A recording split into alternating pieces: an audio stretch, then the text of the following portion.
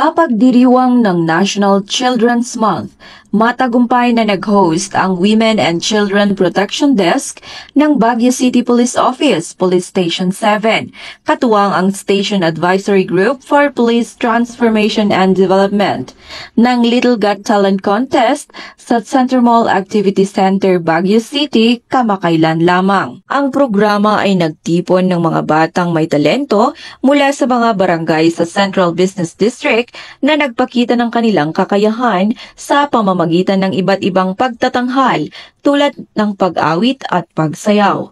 Layunin ng programa na bigyang diin ang kahalagahan ng pagkilala at paglinang ng potensyal ng kabataan habang pinapaigting ang isang ligtas at eksklusibong kapaligiran para sa mga bata.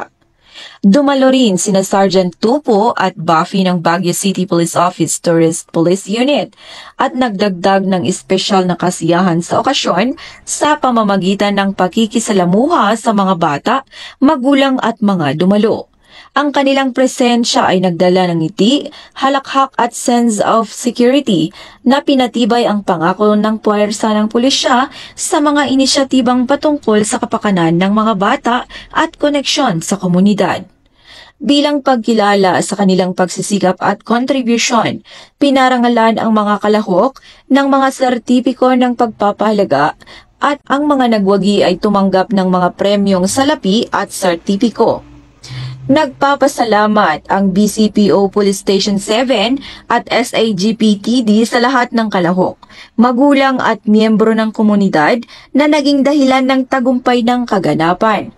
Ang inisyatibang ito ay nagpapakita ng patuloy na dedikasyon ng Baguio City Police Office na isulong ang mga programang para sa kapakanan ng mga bata at palakasin ang pakikipag-ugnayan sa komunidad.